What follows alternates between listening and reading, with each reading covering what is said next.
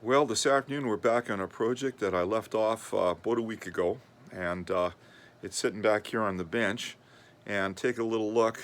We're back to our red American Telecaster, and this is the one on the other video that we ran into an issue with the nut that had been glued solidly into the headstock, and the only way to get the nut out was to chisel it out in pieces. And as a result, I'm looking at it, I had no way to do any more work till I got a new nut in, and that nut would come in yesterday afternoon. So we're going to take a look at this, and I'm going to take the camera down off of here and just show you the guitar again and show you what we're up against here. So just hang on. So if you can recall, this is the look of the Telly. This is, by the way, a special limited run on this Telly, because you'll notice, I don't know if I mentioned in the other video, but it's got the inlaid fretboard right inside the neck, and that's called a channeled fretboard, the way this has been put together. And it's actually a gorgeous guitar. And this is where we left off, where I cleaned out the nut area to put a new nut in. And the other thing back on the bench here too, that I'm just going to bring this into view here. The other thing I have here is a new set of locking tuners, Fender locking tuners. And these are very high-end tuners, so looking forward to get them in there. I think right now what I have on here is just the standard. I believe they're probably about 13 or 14 to 1. These guys, I believe, are around 19 to 1. So, you know, not only have you got the locking ability on the tuner, but you've got a lot more fine-tuning capability than you have on these here. So part of the job is going to be taking them off and putting these on. Now, the good news is these are just going to be basically drop-ins, and screw them on, and it should be a real easy change. The fun part is going to be getting this nut set in here. The other thing you'll notice is that what we have here is we have a curvature inside this channel. So we have an arch like that right inside here. And the other thing we have is the nut has to be filed so that it fits inside that little area. And we have part of the nut overhanging over the outside of the headstock. So this basically means we have to do basically a handmade custom nut is what it boils down to. So I'm going to take you just over here for now and show you where I'm started with. So I have a nut here set in my vise, and basically I've got it protected with tape on each end. It's in there nice and snug. And if you look at the edge here, what I have to do is I have to file this edge down, flip the nut around, and then file this edge down, so that when I put it into this slot, where I filed down is going to be right coming up the side and over top of here. So like I say, it's got to be an exact match. So we're going to continue on with the filing, and you can watch a little bit of that, so just stay tuned. Well, I hope you can see this okay, where I've got this set up, and just going to make sure I got this absolutely straight in here. Get it clamped down tight enough it's not going to move. And we're going to see what we can do here. So just using just a straight file, take that side down.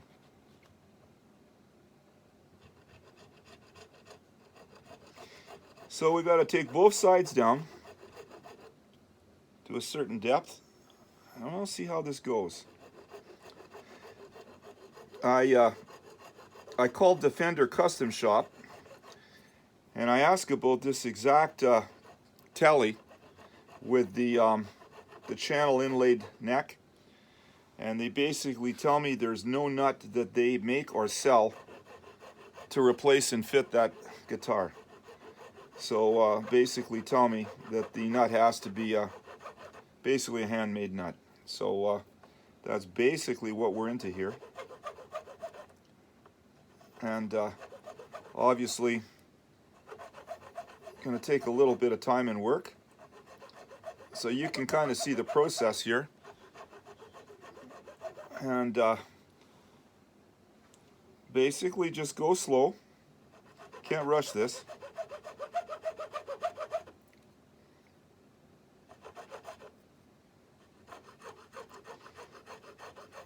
Probably be good if I had a file that was a little coarser. Take this down a little quicker, and then use a finer file to finish it off. But I'm going to go with this one for now. See how this is going to turn out on this side at least.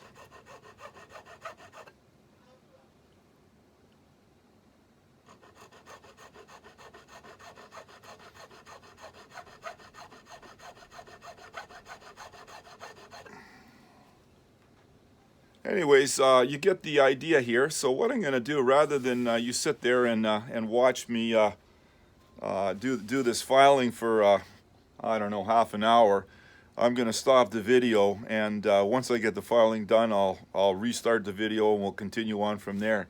So just be back shortly. Well, I've been filing for the better part of 45 minutes or so to an hour to make this this nut. So get an idea of what this looks like. Now this is a bone nut, just so you know. This guy here, it's not a tusk, it's a real bone. So I decided to put the the best nut I could onto this Telecaster. So you can see what I'm talking about now. Those little notches that have to be made in the end. Had to make it a little narrower to fit. It's got to seat right in perfect. The arc in here has to be exactly right. So I think I got it pretty well done. I still have to, once I get it put in there, I still have to make the ramp on the angle for the strings to go through. But that's the next step to get this nut to fit. So we're going to take the cam here. I'm going to mount it up, and we're going to show you how it fits now. Hopefully it fits good, so just stand by. Well, hopefully you can see this okay. So there's the slot, and there's the nut. So we're going to drop her in here and see what happens. See what we got going on here.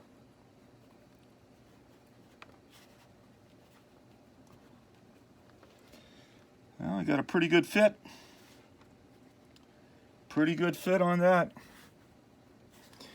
So like I say, that's in there, but I still have to do some filing into these groove slots, and put the brake angle on each one of these little guys here. Have to have a brake angle going down towards the pegs here. So that still has to be done. But as far as a fit, I couldn't get it, I don't think, much better than that. I'm going to take the cam off and give you a close-up side view of this too. So just hang on.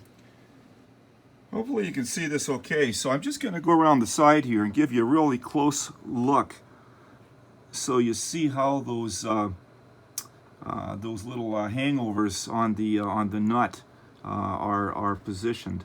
So you can see the work involved here, because that little notch had to be cut here, and then over on this side a little notch had to be cut, and we have to make sure those things are absolutely right down flush, and they are.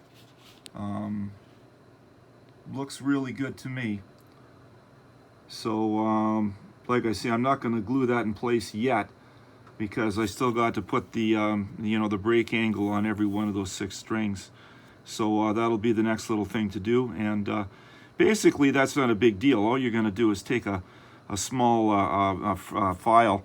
The little files are made just exactly for what I'm going to do, and I'm just going to run it through there on probably just a bit of an angle, probably about a 30-degree angle or so, just so you've got a break point here, and then it drops a little bit in here as it runs up to hit the strings. So that's kind of where we're at. So we'll see what happens when I get those files out and we get a little filing job done on there. So gonna hit that next, and then we'll get back to the video.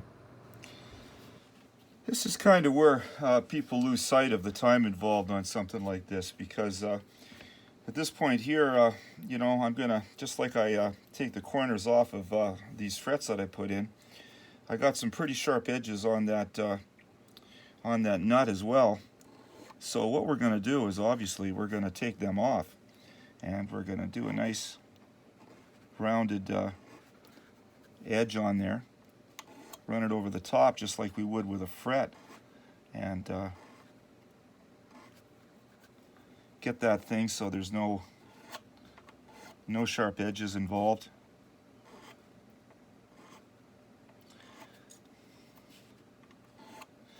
Yeah, this is one of those deals where you know, you got a guitar from a custom shop makeup, and you know, something like this out of the blue, you need a new nut, and there's no way to buy a nut, because they don't make them. It was a hand, you know, they made, I think they made, I'm not sure how many they made of these. I think there was 500 made. So you know, you're looking at a very, very short run of guitars here, and you know, they're not going to stock custom parts for something that limited, eh? So thus you're into what I'm doing here, eh? Just making sure you've got a nice clean edge here on this guy, and no sharp edges at all.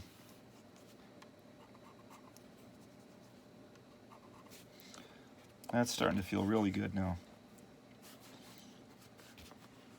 A little bit right there. Maybe I'll just run it a bit more here.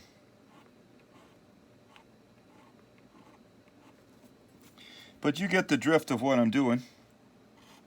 Doing a little shaping here on the edges. And I'll do a little shaping here too. Get them looking exactly the same on each side here. It's a little detail, you know, when you're working on something like this, it's those little time-consuming little details that you have to pay attention to when you're doing things like this. It's not everybody, I don't think, is maybe made for this kind of stuff, because it can be tedious when you're getting something like this that you want to have an absolute exact fit on, and have it exactly right. And that's what, of course, I'm striving for here. I just need to get that undercut done there. So you see what I'm getting to here, eh? Where there's no, just like here, where you got no sharp edges protruding, bothering you. I'm gonna basically doing the same thing on the nut itself. So it's similar. It's a similar kind of situation.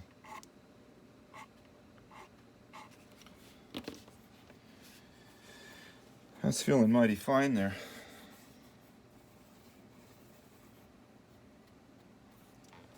Yep. It looks just about perfect. So like I say, I can pull that out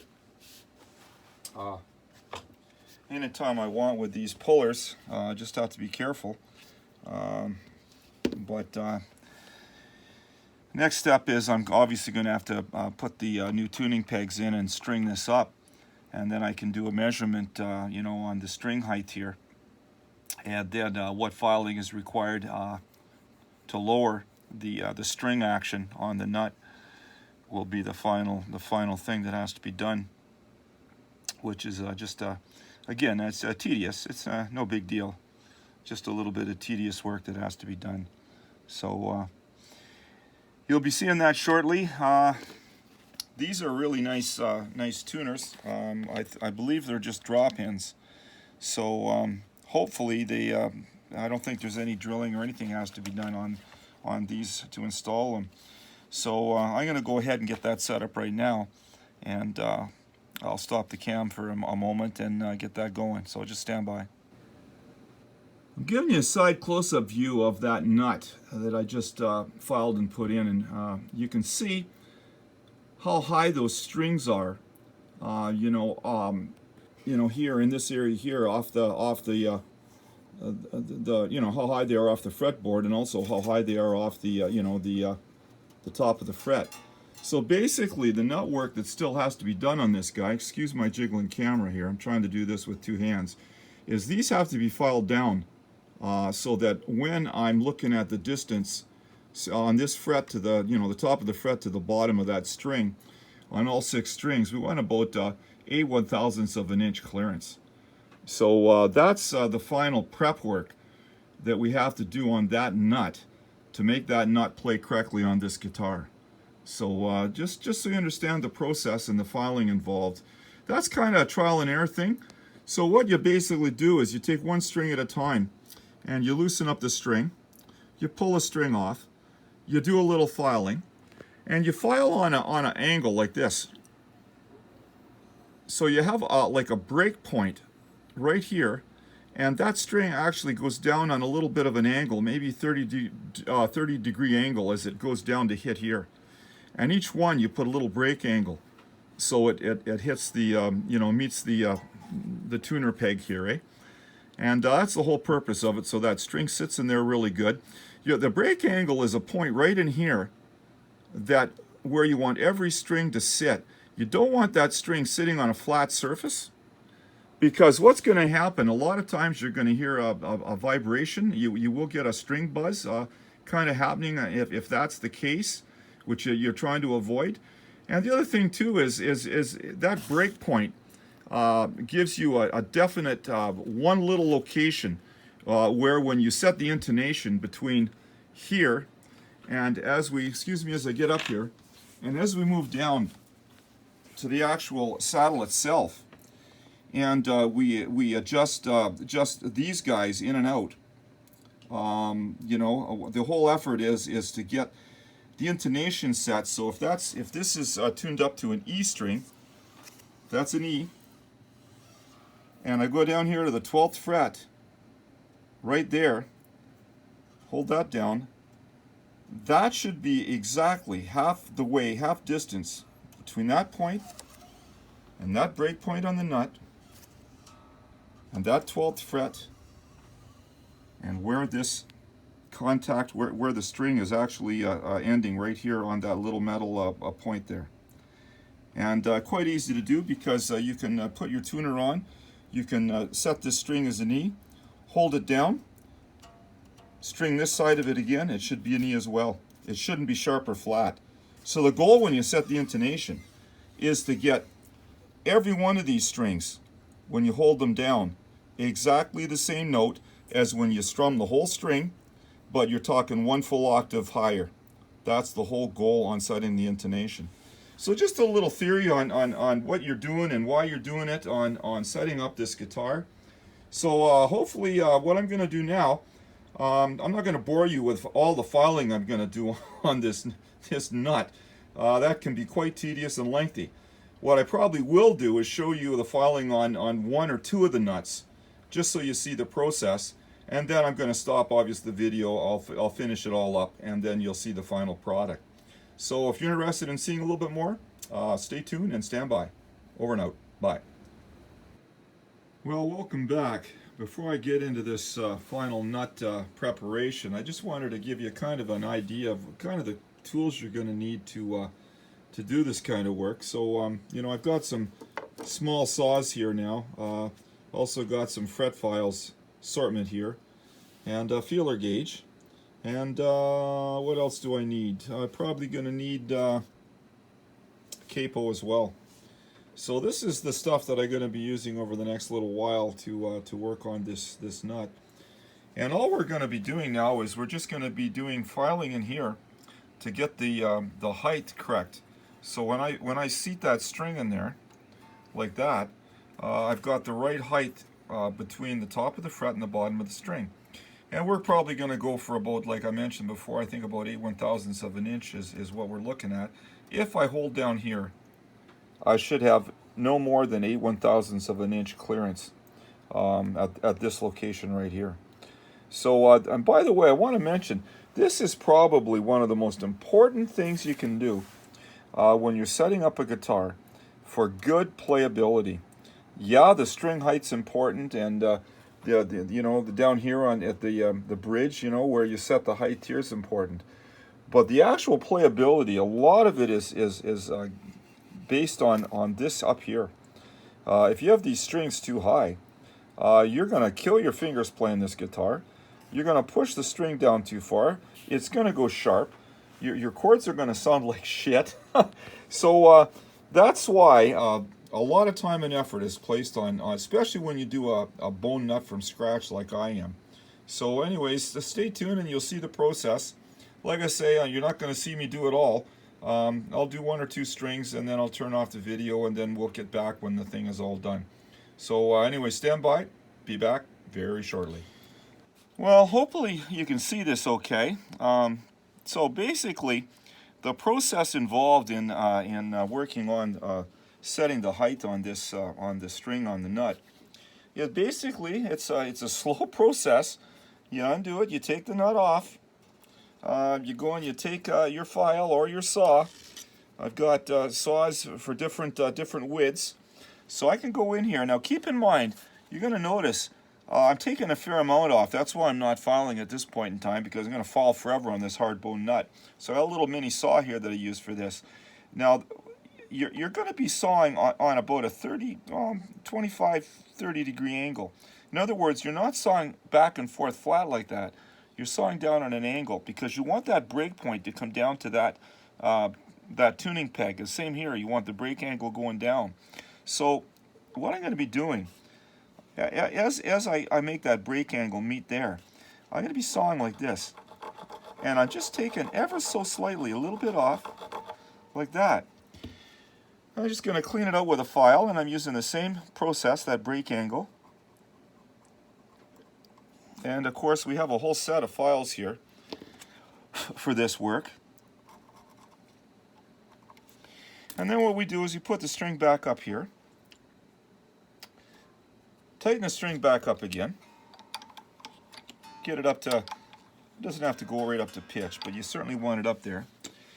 And then the true test of this whole thing is put a capo right on that first fret. And I'm going to show you what I'm talking about here.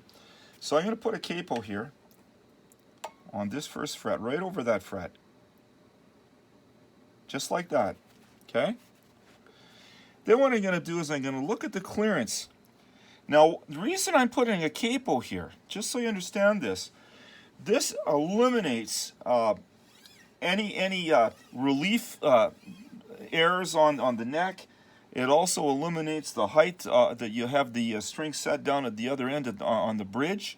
So what I'm looking at is just in essence the clearance just here, and this eliminates everything back from here. So this is what I'm looking at now. So I've got my feeler gauge here, and I'm going to pull out 8/1000ths of an inch. There's 9. I'm getting there. So there's my 8/1000ths of an inch feeler gauge. So what I'm going to do is I'm going to see how much room have I got if I slide that there. How much room have I got? There's still a little bit of room there, see? So let's just double that up. Let's see how much. What have I really got to take off? What slides under there? Let me go to a bigger gauge here and take a look. Let's go to oh, I don't know. If I get this out correctly, it might be a little easier so I know what I'm doing. There we go. So let me go to what? 16/1000ths of an inch. Still, let me go to 21/1000ths of an inch. that just slides underneath.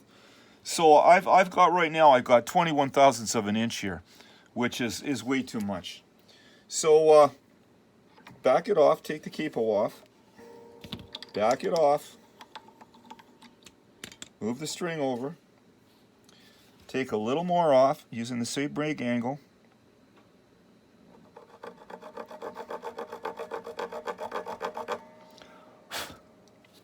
Clean it out.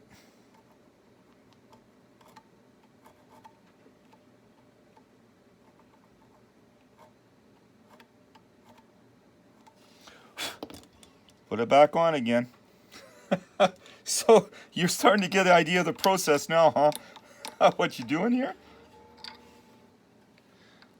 Get some tension on it. Put the capo back on.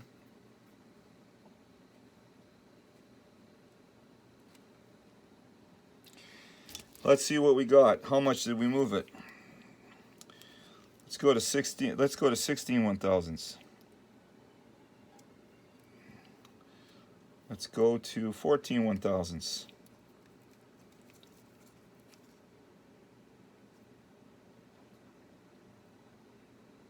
So we dropped it. It's sitting at 14 1/1000ths right now. Still got to go down a little bit, eh? Same process. Back it off. Take the string off. This time here, because I'm only dropping it, I'm just gonna use the file here. I don't want to get the saw involved at this point in time, because really what I want to do is just clean it out a bit.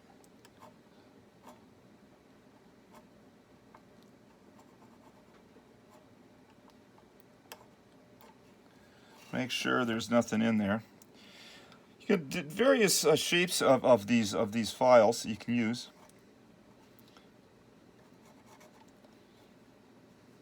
This one's just cleaning the back end out a little bit. So let's just put a little more tension on this guy. Bring her up. Put the capo back on.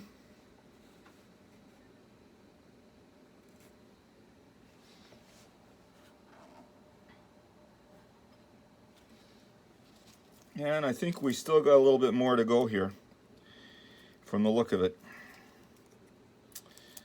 Let's go to 14 1/1000ths. It's about 14 1/1000ths. I just move it ever so slightly. The big thing here is what you got to be careful of is if you take too much off, you're in big trouble. There's 10 1/1000ths, and I'm just about. Let me go back. Let me go back to my base 8 1/1000ths of an inch, and let's see where we are at that. There's the 10. Let's get back to the 8 here. See what we got going on. I wish they made these things a little easier to pull apart. This one here is being a pain for whatever reason. It's doing everything but what I want it to do. There's 10. There's 11. There's 9. There's my 8 right there. Let's leave that out so we don't screw around with that no more. We're getting close. We're getting very close now. So let's take a look here. We're getting real close.